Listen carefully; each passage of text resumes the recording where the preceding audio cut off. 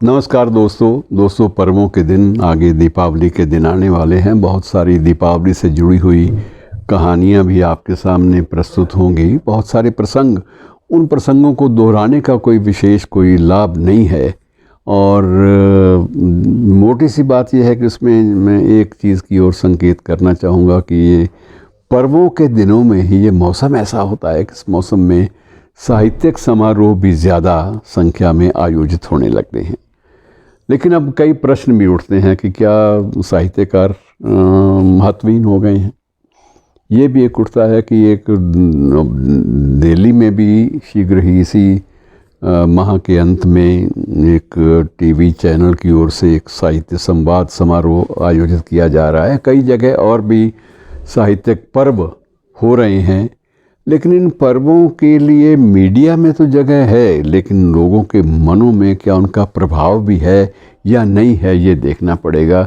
मैं इसलिए ये संकेत दे रहा हूँ कि पिछले दिनों ये जब युद्ध हुआ, छिड़ा यूक्रेन और रूस के बीच में, और उसके बाद अब ये लड़ाई चल रही है हमास और इज़राइल के बीच में, तो ये जो युद्ध है इनमें भी बिल्कुल बाकायदा इनमें भी यही बातें चलती रही कि जो युद्ध है इसके बारे में जो साहित्य था वो चर्चा का विषय दोबारा बना, और दोबारा लोगों को अंधा युग भी याद आया, महाभारत के कई प्रसंग याद आए, बहुत सारी चीज़ें उद्धृत हो गई इसी बहाने से कि युद्ध क्या होता है।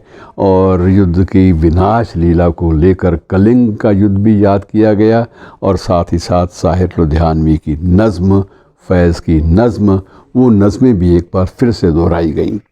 ये साहित्य का अवदान है, ये देन है, मैं समझता हूँ। लेकिन इसके बावजूद आप एक बात मानकर चलिए कि अब साहित्य भी, साहित्यिक पर्व जो हैं विशेष रूप से, ये भी एक मार्केटिंग का भी एक स्वरूप लेते जा रहे हैं धीरे धीरे। और इसमें साहित्यकार जो फ़कीर के रूप में जाना जाता था वो कहीं थोड़ा सा हाशिए पर सरक गया है, और साहित्य को परफॉर्मेंस और प्रेजेंटेशन आप कह सकते हैं, इन दोनों के माध्यम से ज़्यादा जाना जाता है। और अब जो परफॉर्मर है उसी की लोकप्रियता के नाम पर पूरा का पूरा बाज़ार भी उमड़ जाता है, उमड़ पड़ता है। लेकिन मित्रों, जो साहित्य के प्रति जो एक लगाव, जो प्रेरणास्पद बातें होती थी, एक आकर्षण होता था कि आज उसको सुनेंगे, आज उसमें निराला जी बोलेंगे या नागार्जुन बोलेंगे या आज बच्चन जी का कविता पाठ होगा, वो चीज़ें अब उस ढंग से नहीं ली जा रही। और यही कदाचित कारण है कि अब क्योंकि मार्केट, बाज़ार जो है इन चीज़ों को ज़्यादा महत्व नहीं दे पाता, तो होता क्या है वो आपके सामने है कि बाज़ार का जब महत्व, जब बाज़ार हावी हो जाता है तो होता फिर वही है कि सिर्फ वही नाम चलते हैं जो बिक सकते हैं, जिनका नाम बिक सकता है। तो ये एक बहुत बड़ी बात होती है। तो मित्रों, इन सब चीज़ों से बचना और इनसे थोड़ा सा इस बारे में सोचते रहना ये बहुत ज़रूरी है।